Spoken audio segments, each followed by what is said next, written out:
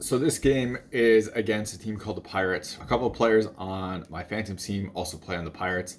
This is like the middle division of this league. And the Phantoms end up dropping down after like the Christmas break. They dropped into the lower division because, well, you'll see this game. Like this Pirates team are okay, but they're kind of like not storming away with the middle division, and we just can't compete with them. So that is kind of evident here.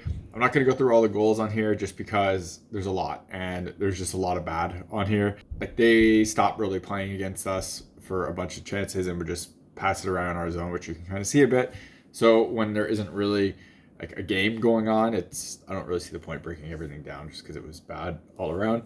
I am using that Optic 3 set in here that I did the reviews on, which you can see I commented them on before. On this one is a good example of a lot of post integration though, and kind of how I found it played with post integration.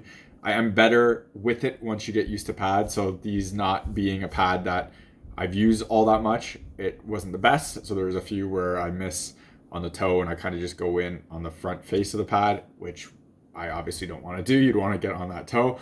And I also didn't put my lace gap in it as well. I just used the stock ties. So normally I put that lace gap so you would be able to slide in there a bit more with a bit of a gap on there. But I didn't do that on these just because they were demos and I was just using them as is.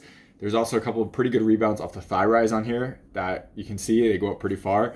Thigh rise rebounds generally aren't massive because there is a flex at the knee. So if it hits that part, it kind of flexes in a bit and doesn't really push off all that much. It kind of absorbs some of the impact. So the fact that there was some thigh rise rebounds here is pretty impressive on how much stiffer that these pads have gotten, and they're pretty solid overall. I suggest you watch my review of them because I go into detail of them, and I think they're probably the best stiff pad for someone with a more narrow butterfly. So I suggest people just watch them because it probably fits for a lot of people, and some people who want that stiffer pad so you get less pucks kind of sliding through the thigh rise. This is probably a pretty good option for you. I've had people ask me over and over again of what socks I always recommend, and I've been using Cut Shield for a while now, and have multiple stuff from them. So Cut Shield is a company out of Canada that makes cut resistant socks, and these are their Pro Air 6, which means it's an ANSI level 6 for cut resistance on here.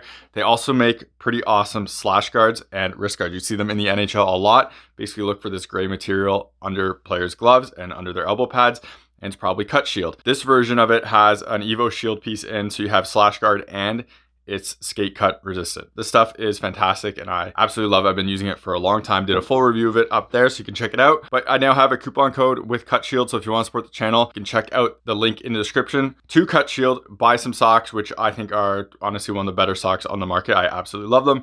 They're pretty thin and they are cut resistant and they're not too hot either. And I have no issues with these whatsoever on my custom skates where I need a really thin one. You can see how you can basically see my skin through them, so they are thin on here. And this part doesn't really feel or get that hot compared to some of those Kevlar socks. So I absolutely love this material. So check them out. I always recommend them. Use my coupon code. You get 25% off and it helps support the channel so I can keep making videos and making more content.